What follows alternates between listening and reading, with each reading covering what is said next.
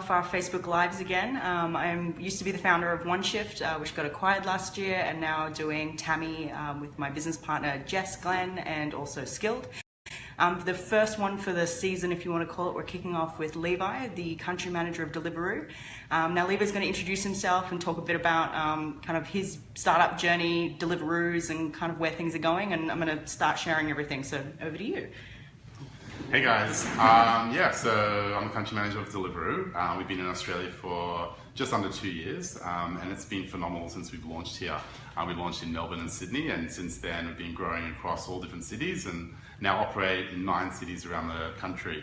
So prior to Deliveroo, I worked in startups and tech, and also in the restaurant food tech space, and that was something that I found was quite exciting, looking at Foodie Nation, the way that we behave around food, the way that we download our apps and really have a great synergy and affinity towards technology, and putting those two things together as Deliveroo became bigger and bigger over in Europe. It was something that I looked at and was very excited about bringing to Australia. So we've done that, and it's been fun ever since doing that. Sitting here today with Jen, going through sort of, I guess, what our story's been, as well as my own background, is something hopefully you guys will find entertaining. Awesome. Sorry, I barely shared half of them already. So can you tell us a bit about your sort of day one as a leader with Deliveroo to what you're doing now? How has that evolved and changed? Yeah, it's been like a massive ride. So day one for us was October 7th, 2015. We started in Sydney and Melbourne with about 8 people in each city. It was literally like the first day of school. Everyone came in, they had their laptop, they had their little notepad, they had their phone, they had all the different equipment they needed to get started. We all got to know each other, we all worked around a little table and started really the battleground of getting out onto the road and talking to people about this concept called Deliveroo. We do food delivery, walking into fine dining restaurants and telling them that we want to do food delivery. Great, take their food, deliver it to someone's home or office. It was very hard. People were saying, you've got the wrong thing. If you want food delivery, go to like Johnny's Kebabs or Dave's Pizza, and that's what you want to do, but we're a fine dining restaurant, don't come to us. So it was really challenging, I guess, the status quo of the way people perceive delivery. And going out with a very small team was fantastic because of the camaraderie and really leaning on each other, whether it was in Melbourne or Sydney or cross city, is something we were able to do. As we scaled and as we became a lot bigger across the country, as the success and the repeat sort of business from customers as they ordered once and ordered twice and ordered 3 times kept on happening, and the stickiness of the product and the tech took off. That was fantastic. But as we grew, I guess our challenge as we grew was really the scaling across the country. What does that mean? Both from a business side and rolling out riders all over the country, but also from a cultural side. Spending time with our team as our team grew and hiring new people each day as we are a very fast growing business. That's awesome. So I thought we could have a competition and order some food and have a race. I've got mine all set up on my computer. Interesting. So game on. So guys, what we're going to be doing is both ordering food on Deliveroo and seeing whose order wins. If you have any thoughts on what we should be ordering, whack them in the comments below. Otherwise, I think it's going to be donuts or ice cream. Is that what you want, donuts or ice cream? I'm thinking something... What do you reckon? Or have you had lunch? Is probably a better question. I'm going for like a little sipping of a acai bowl or something nice and fresh. Yeah, fair enough. Actually, that's a good idea. Salad bar actually do some good juices. That's so funny. That's what I'm on. Oh, you're on that? All right, you get salad bar. Are you sure? I'm going to do something else. I love that you guys do the multicolored app that you can change the app color. Yes. Yeah, so what was the decisioning process behind that? So really, our company in general stands behind diversity. So it's something that we've been quite proud of over the last year or two as we've taken a step forward here, and through our own employees and through our own sort of the customers that we speak to, but more importantly as a company, probably speaking to our employees, thinking about diversity in the workplace, thinking about what that means in all different type of levels. It's something that internally the company supports, and therefore we push that out. And we recently rebranded again to Deliveroo. So if you've downloaded the app and you have a look, it's actually called Deliveroo now, and that will be for the next while. And then even when you're tracking your little rider coming towards you on the app, he's all coloured up and coming to you. And we've received some really great feedback from people out there in support of that. And I know that in Australia it's a very controversial topic, and a lot of different people have different opinions. we don't really want to get stuck into, you know, that sort of conversation. It's more about just sort of celebrating who we are, and, you know, like food, we believe, you know, love should be shared, and so that's something that we want to do with Deliveroo, or with Deliveroo now. So yeah, that's what we're doing. Fantastic, and I mean, that's something that, I mean, personally, I agree with it, but obviously there are people who have a differing opinion on the situation. How do you guys as a company and as a leader, how do you manage that conversation by staying out of it, by the sounds of it, or, you know, how do you manage that? So we have a pretty much open door policy with a lot of different things that we do. So I mean, on this topic, you know, when we came out internally within the company to discuss this, and then within our employees around Australia, we basically said, look, this is how the company believes in, and if you have any questions about it, definitely reach out, have a chat with us. We have an open door policy, so you can go have a conversation about that. Yeah. It's something that we don't look at, you know, pushing on emails every single day to our database, or something that forcing your opinion on people. No, we don't want to force our opinion. Yeah. I mean, our core business and what we focus on is food, and we do that really well. So that's what we need to focus on. Yeah. But at the same time, we need to recognize the environment and what's going on around us. So that's why we put our hand up. No, that's awesome. I think it's a great initiative. But have you figured out what you're going to order yet? Yes, at the same time? I'm ordering something which is a little bit of a surprise. So oh, really? let's go for this. So I'm ordering a green light smoothie from Salad Bar, and it's going to include spinach leaves, coconut water, celery, banana, apple, ice, and I'm getting an irregular. It actually it doesn't meet the minimum order of $17, but it's going to get me across. I can add something else in, actually. So while you're doing that, yeah, I've gone for a little bit of Messina. I don't think you can go wrong there. You can't go wrong there. So let's see how this one goes. Oh, mango smoothie. All right, I'm gonna get a mango smoothie as well.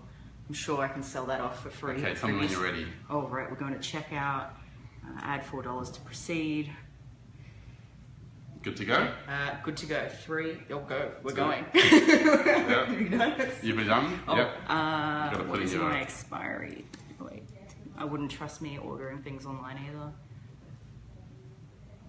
Oh no, I think I'm already behind with my internet access. So you've ordered? I'm officially ordered. Awesome. I don't know what my timer is, so we'll see. Game on. Excellent.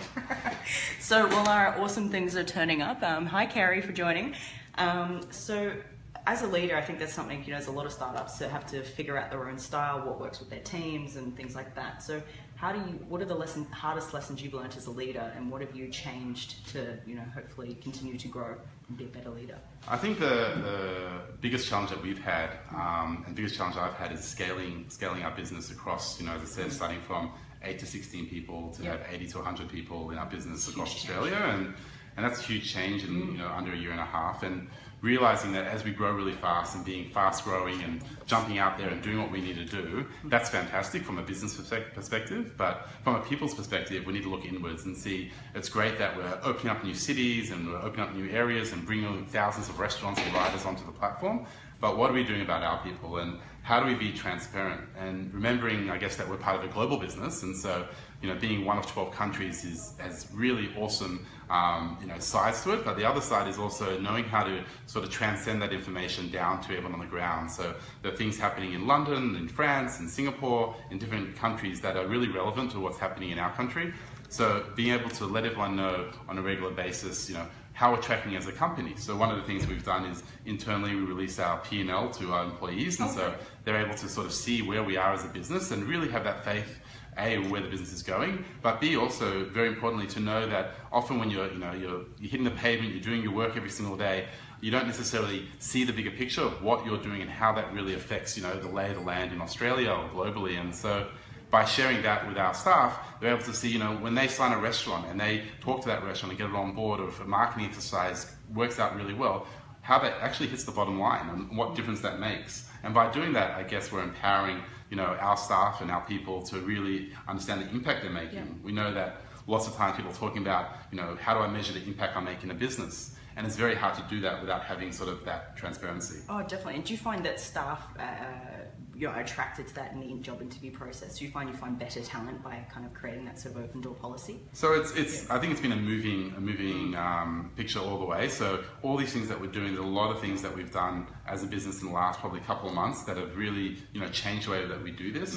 And I guess like any fast-growing startup, first you want to prove your concept. You want to get out there, get the product right. Only in the last 6 months have we been adding like the really important other parts of our business. So whether that be, head of people, or looking at it on a global level, or thinking about, how legal needs to work around our business and other sort of sides of our business. So as we've grown, I think it's been learning for everyone, and I guess that's one of the reasons I jump out of bed every day. So every day is going to be different. Every day is going to be a challenge. Everyone's got a different story.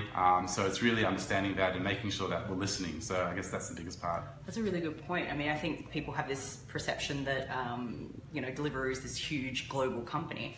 How do you think that that's versus the decisions you've had to make? I mean, only having head of people in the last 6 months, how do you manage that expectation from customers and people externally versus what you're doing internally? So I think it's really taking out the time to listen to what's going on. And when I say listen, it's like listening to, I guess, our 3 main pillars, which are restaurants, riders, and customers. Yep. I mean, the way that I do that personally, I still jump out on a bike every couple of weeks and I go ride around for an hour or two and do deliveries. And the reason why I do that is not just because I probably don't get to the gym enough, but also because it's great because I can see the app and see how the app is working, the technology updates that we're continuously doing on a weekly basis. Yeah. So I can see how that's performing. But in addition to that, I'm able to also go around and have a look and see how the restaurants are perceiving the riders. Is the conversation they're going? At the end of the day, the riders are driving a huge amount of added revenue onto the restaurants by physically riding around and dropping food off. So do the restaurants engage with the riders? Do they talk? And how does it feel to be a rider is really important. Understanding technology, like I said before, but also delivering to customers and knowing what that is to deliver to a customer, climbing up those stairs, knocking on that door, not knowing what's going to be behind that door, whether it's a hungry family or a really grumpy business person or whatever it may be, and sometimes that might be me. But it's really, understanding that whole journey. And the reason why that's so important is because when we come back to the table, come back to the board table, or have our meetings, we talk about how do we do last night in our deliveries. We might say that 96% of our deliveries were on time. It was fantastic. There was 4% that due to weather or other conditions was a little bit late, and we just sort of accept that and go, okay, well next time we should be a little bit better. But when you yourself have done that delivery and you've delivered to someone and that delivery was late because of unforeseen circumstances, you come back and say, hang on a second, maybe 4% is just not good enough. We cannot have an experience where someone is going to deliver and they're delivering food to a family or to someone who's really disappointed with that late delivery.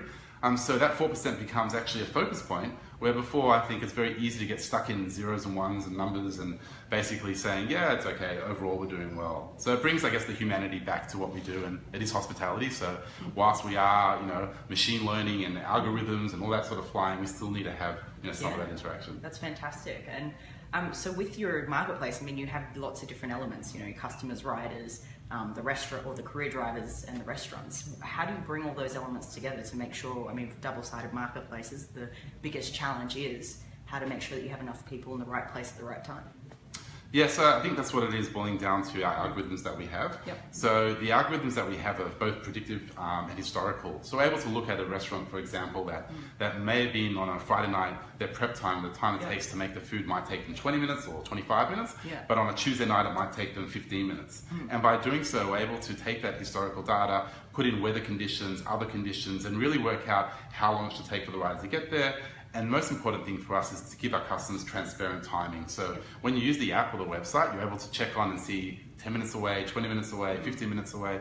I'd rather tell you something's going to be 40 minutes away and be accurate than tell you 20 minutes away and it takes 40 minutes. Yeah. And so using our algorithms and continuously, the machine learnings that we have and the systems that we use, we're able to work out how many riders are required in different areas, and we're able to communicate with our riders. And I think that's probably a really important part about what we do, is that community engagement with our riders, letting them know, this is how you can earn really well. This is where the peaks are. This is what's going on. And so they can then decide, do I want to, jump out of bed or get away from TV and go do 2 or 3 deliveries and then jump back and watch my football team win or whatever it may be. So people have that flexibility to do that. So it's taking, I guess, the good old demand and supply and using that on steroids in sort of our environment and chucking some bad weather and a few other sort of variables. And hopefully not all the time. Not all the time, but it depends which city you're in. And, we did start off across in London where it rains a lot more than it does here in Sydney. Melbourne would suck. Yeah, so get the eyebrows in. Yeah, so exactly. I mean, when it rains, we could have a 25% spike versus the city that it doesn't rain in. So knowing how to calibrate to that is really, I guess, where the technology jumps in. Yeah, definitely. And so,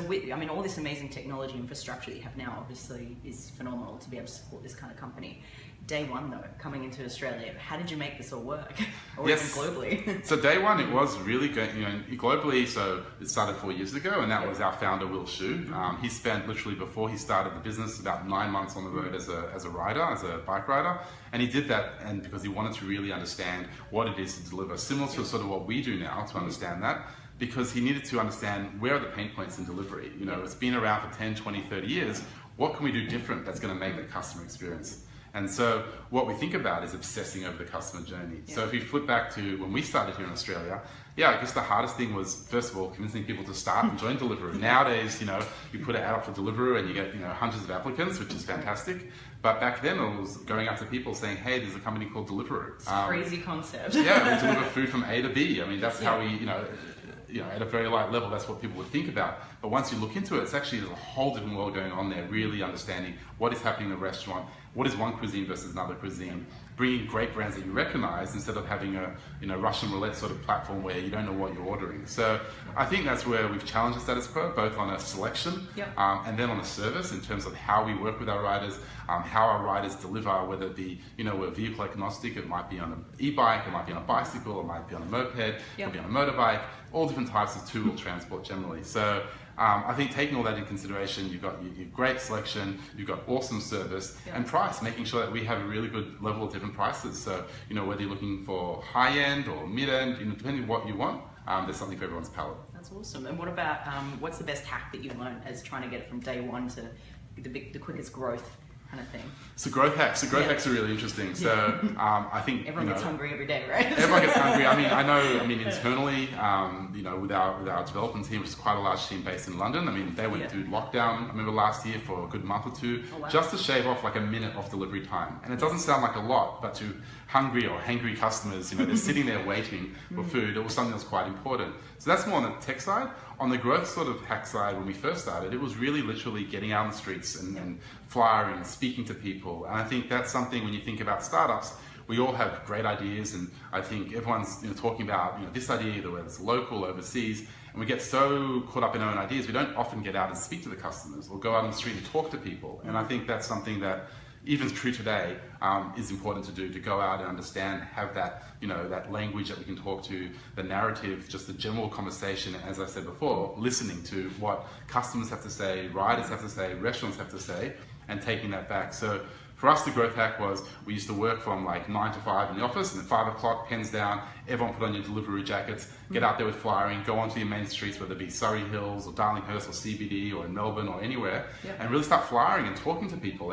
And obviously that's not scalable long term, but when we first started, I think it was startups, right? We had to do many things to do that don't scale. All of us would hit the phones every single day before we had a customer service team. We take the calls every day.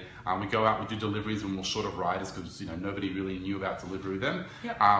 But these days, it's still keeping in touch with that whilst we've scaled to be able to jump on and get on the phone with customers or go to a delivery or speak to restaurants face to face, so you actually feel their pain or they might be going through. So I think that's, if we look at Deliveroo in general, that's probably our biggest focus point and unique selling points is looking at the way that we work with restaurants, so our account management, the technology, like the amount of developers that we have focused on our 3 apps, so restaurant app, rider app, and consumer app, the app that we all use. So that's continuously updating, so it's super exciting. Yeah, that's awesome. And obviously with so many different elements, plus being a global business, lots of time zones, how do you as a leader manage your own stress levels, your own, I guess, making sure you're at the best mental capacity to make the best decisions all the time? I don't know if I make the best decisions all the time. I try to, but I think the trick to that is surrounding yourself with really smart people. So I've been fortunate enough to do that within our business here in Australia. So, we have such a respect for all the people that work within our business, and so many different people bring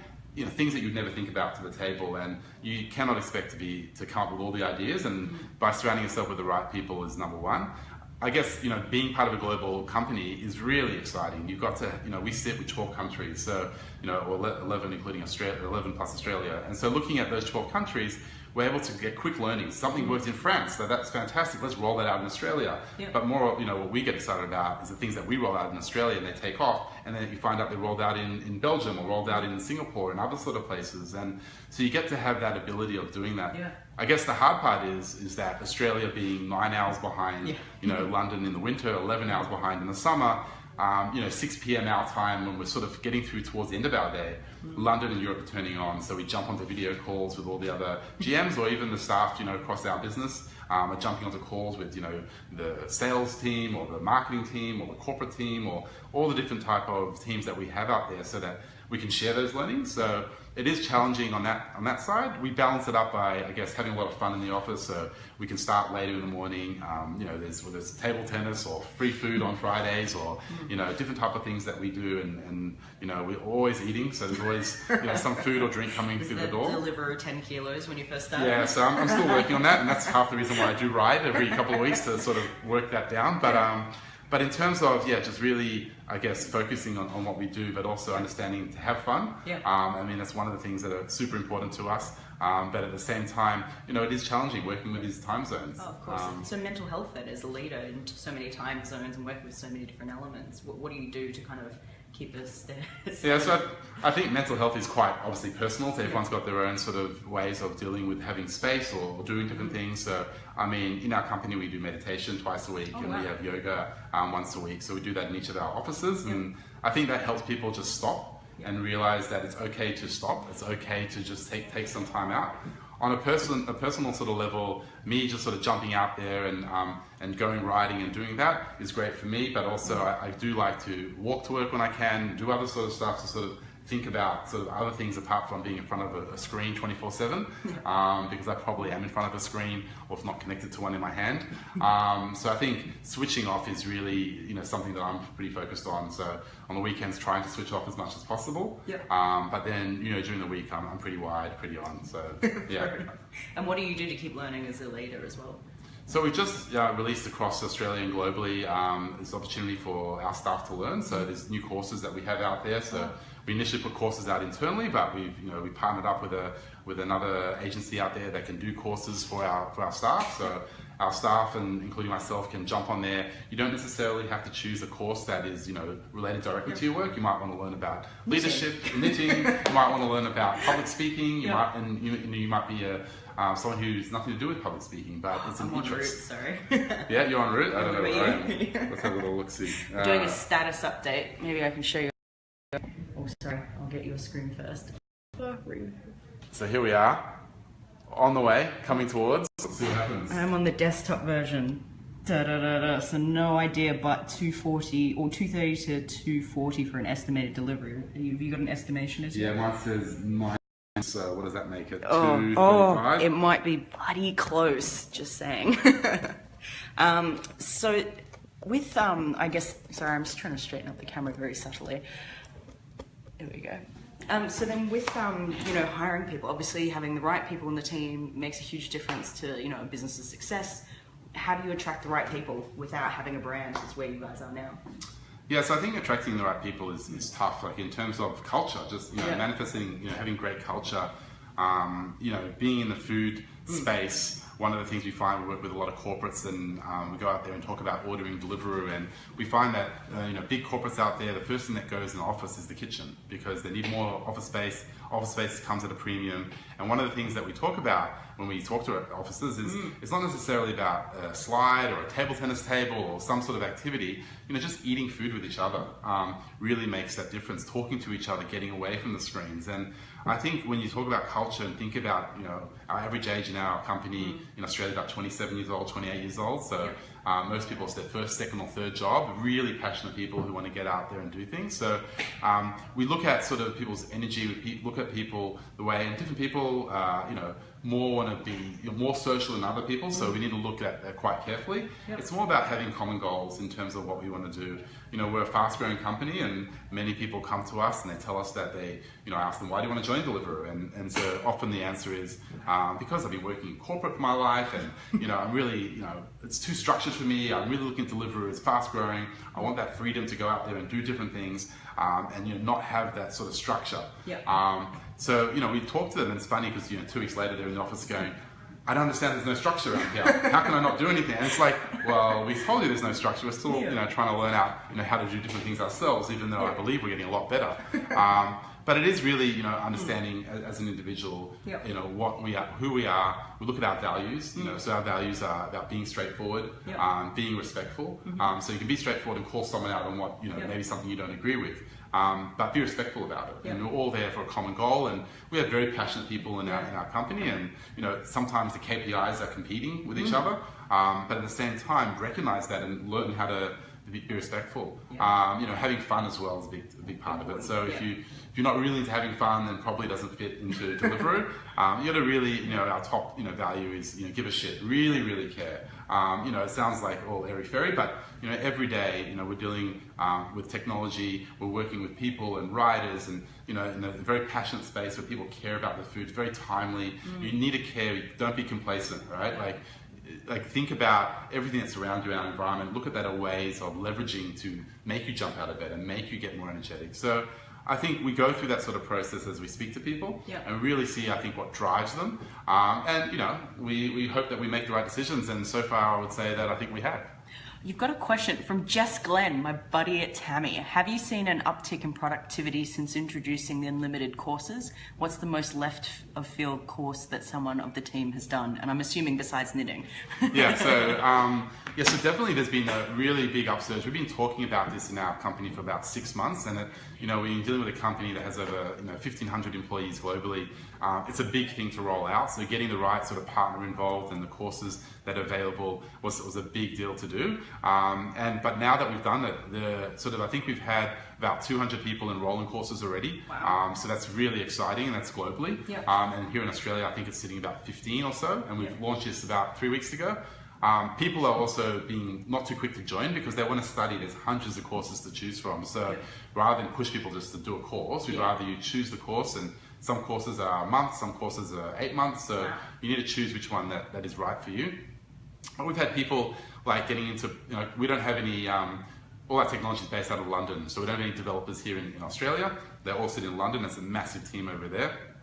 But we've got people who put their hand up who want to learn how to do Python, which is coding, and learn how to understand more data analytics. So I mean, that's some of the stuff that you'd expect from a tech company. But in Australia, we're part of marketing and sales and operations, and not all those are the type of different roles are going for the same sort of roles that you'd expect them to. Having said that, a lot of people are looking at leadership, so they want to do courses on how to be a good leader, and these are people who may not be a leader yet or a manager. These are people who have, I guess, high aspirations, and they want to know how to join the dots, how do they get to the next sort of level. So that's something that is going really, really well, and each week I get an update of how many people applied and what the courses are. But how about we stay in contact, and I'll show you some of the really interesting ones that come out. Yeah, awesome. And so, I mean, these sorts of value add or perks that staff get that they can work for you now, fantastic.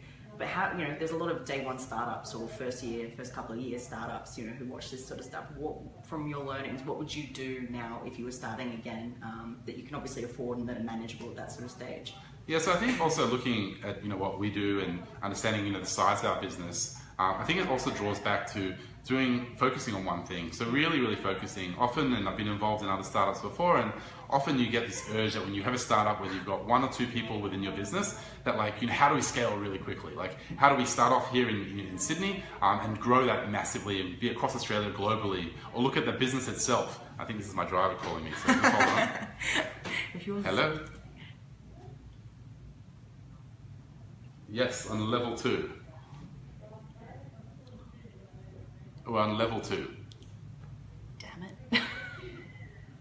Yes, all the way at the back. Actually, it's a little look. Yeah.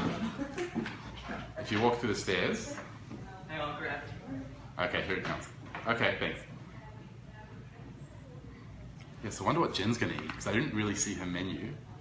She's getting mango smoothies, 1 large, and a green light drink from Salad Bar. So I went with Cena. I think that's going to do the trick. She's probably going to have mine, but she'll be back in a second. But yes, yes, there has been an uptick, I guess, not just in productivity, Jess, but also in terms of just this excitement around learning, around sharing and understanding sort of what's going on. What? You've won. I've won? Thank you. Come on. There we go. You're on camera? Excellent. So what do you have? Mine or is it yours? I think it's yours, isn't it? What's I called the you. Oh no! Excellent. Thank you very much. Okay. Good stuff. Say hi to the camera. There you go. Awesome. You won the Deliveroo race. So we got a little bit of Messina happening over here. Thank you. Let's see, how far away is yours? I think it's on the way. Yeah. Awesome. So we can share this with you. We can have a little look, or I can be polite and wait till Jen's food Oh comes no, up. please, mine's a juice. No, it's all good. Ice cream melts. But so Jess says thanks. What does the onboarding process look like for Deliveroo? So if we're talking about employees, so onboarding is really understanding, what we're doing in our business. So I think what we often forget is that we assume everyone knows what we do in our business. We deliver food from one restaurant to a customer. But what we do through the onboarding is week one, you need to ride a bike and do some deliveries yourself so you can actually understand that experience and appreciate what we do.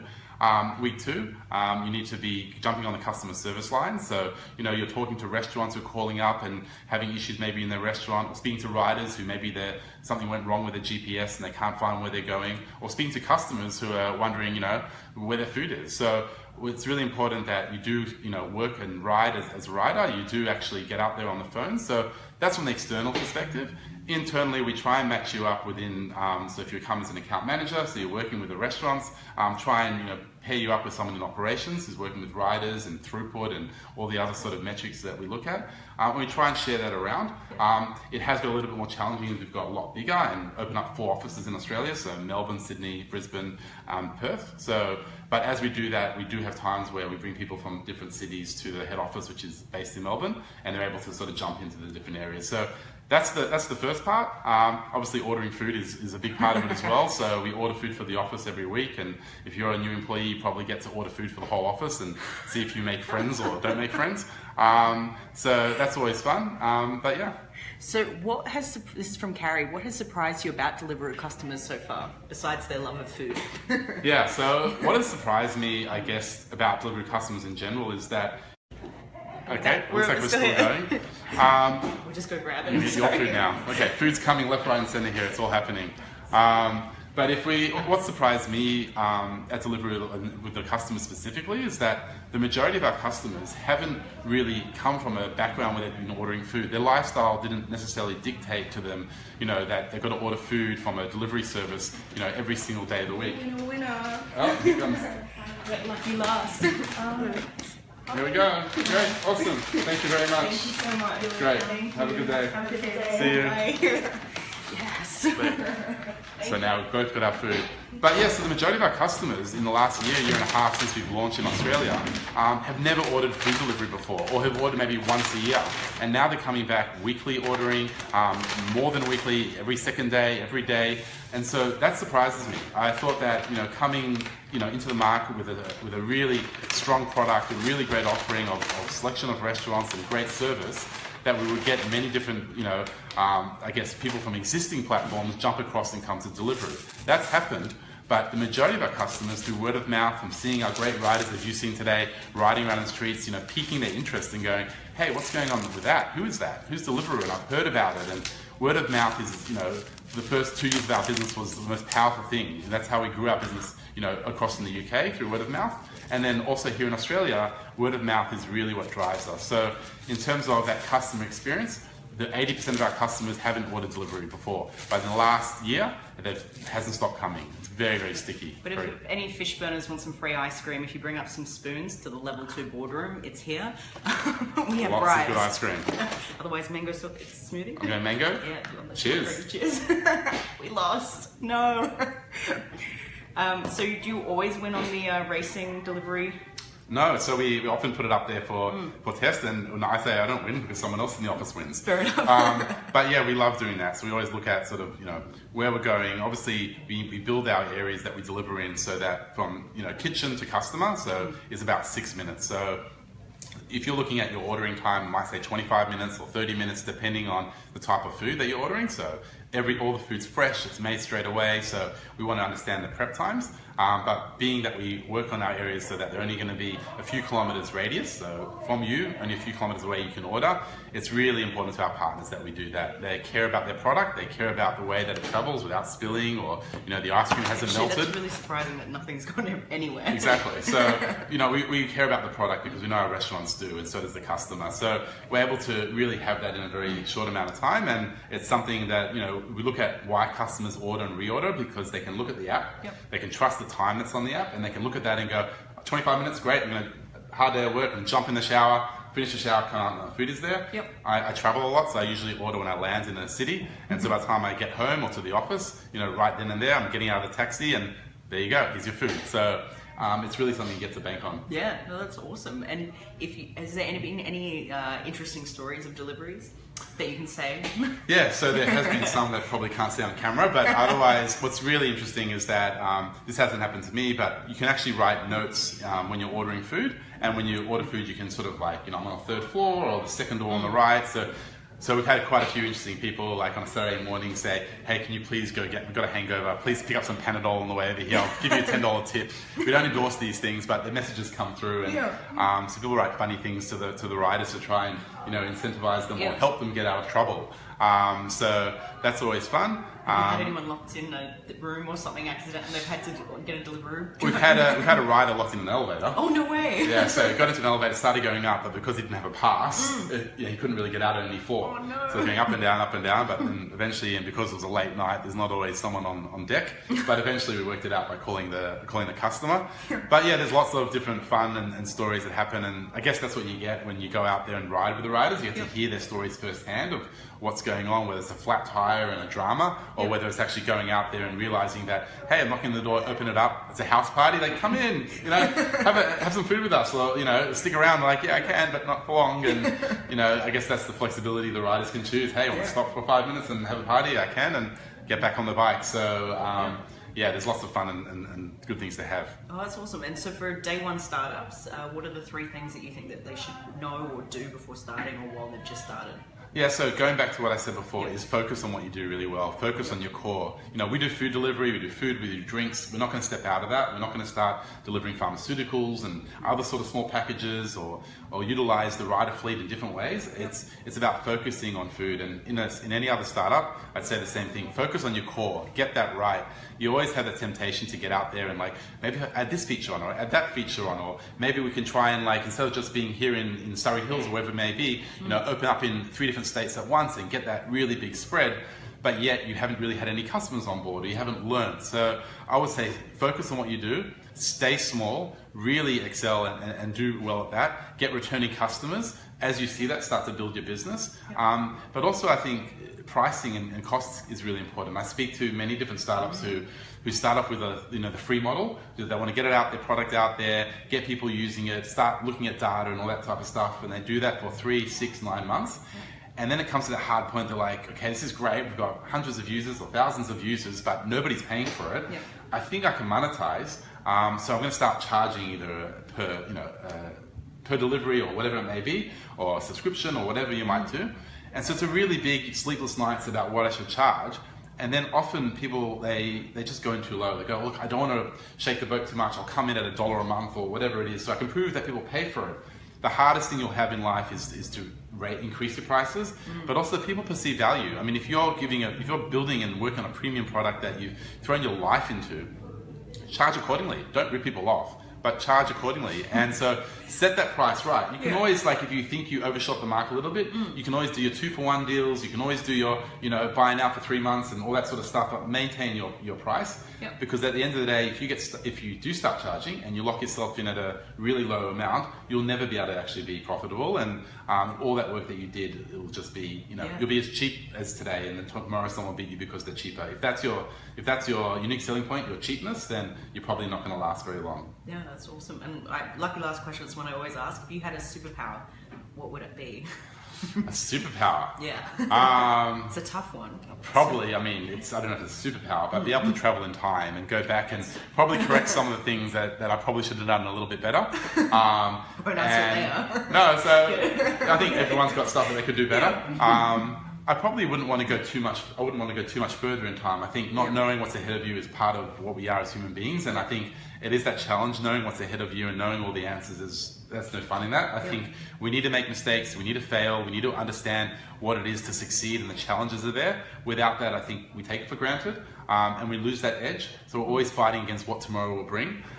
So yeah, that would be to go back in the past and then come back to present. Oh, that's awesome. Thank you so much for coming on. Really appreciate it. I can say cheers for winning, by the way. Yeah, no, cheers. Thank you. Thank you. And thanks, Jen, for being awesome. Thanks. All right, we're going to enjoy some Messina and have some fun. See ya. Bye.